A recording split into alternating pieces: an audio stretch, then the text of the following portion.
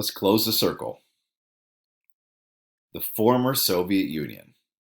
So when it was the Soviet Union, the Union of Soviet Socialist Republics, it included these places: Russia, the Baltic states of Estonia, Latvia, Lithuania, Belarus, Moldova, Ukraine, Georgia, Armenia, Azerbaijan, Kazakhstan, Uzbekistan, Turkmenistan, Kyrgyzstan, and Tajikistan. That was the Soviet Union. The way it came about was this. In 1917, there was a revolution, the Bolshevik Revolution. The Bolsheviks were communists. They overthrew the government in power, which was largely tied to the Tsar. The leader of the Bolshevik Revolution was Vladimir Lenin, who you see in this photograph. Tsar Nicholas II and his family were fairly quickly rounded up and executed. And this created the Union of Soviet Socialist Republics, also known as the USSR or the Soviet Union. Following Lenin's death in the 1920s, there was a succession of communist dictators. I'm going to give them some credit here, okay? I don't like to do it. I grew up around this system, but I'm going to give them some credit. And that credit has to do with what happened in World War II. In World War II, the leader of the Soviet Union was Joseph Stalin.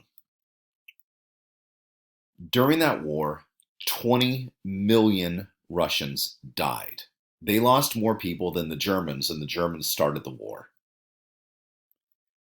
There was incredible sacrifice and incredible deprivation in the Soviet Union during World War II. And I mean awesome sacrifice and deprivation. They were willing to fight and die. They were willing to starve. They were willing to do anything they needed to do, tear up their own railways, burn their own towns and cities to keep the Germans from taking control. And as a result of that, they played an instrumental part in winning the war. And of course, they acquired Eastern Europe and the Balkans because of that war. Their military marched in from the east, and it took control of those areas. Now, the Baltics have a more complicated story because of a deal cut between Stalin and Hitler at the beginning of the war. Nevertheless, the Russians occupied it. The Soviet Union occupied it after the war.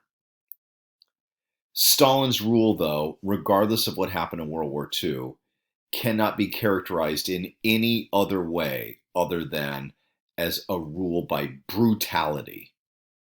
He's probably responsible for 6 million people being killed in the Ukraine alone during his rule. In the post-World War II era, the Soviet Union went through incredible economic stagnation. It had the Cold War with the West and the United States, which sapped its energy. And basically, the USSR slowly died. The only thing that really kept them relevant was the fact that they had nuclear weapons that could destroy us and destroy the world. Other than that, it was operating like, a third world country. I know that's not the best term to use, but I was there during that period of time, and I can tell you they couldn't get a streetcar to go down the street. They didn't have meat in the butcher shops. It was a mess. The water was brown. Okay? It was undrinkable and dangerous even. When I was there, my thought was, along with my wife, these guys are never going to take us over because Americans wouldn't tolerate living like this. And then in 1985, Mikhail Gorbachev became the president, so-called, of the Soviet Union, the leader of the Communist Party, which is the same thing. And he was in charge from 1985 to 1991. And honestly, Gorbachev, to his credit, saw what was going on, which was that the Soviet Union was dying. Now you can see Gorbachev on the right-hand side and Reagan on the left-hand side.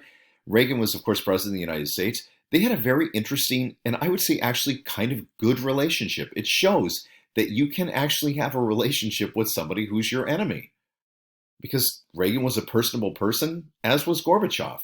And it allowed the Soviet Union to fall apart without complete disaster happening. Gorbachev came up with these two ideas that he promoted. Glasnost, which meant openness, and perestroika, which meant restructuring. The openness was openness of the media and the press, and openness to the West.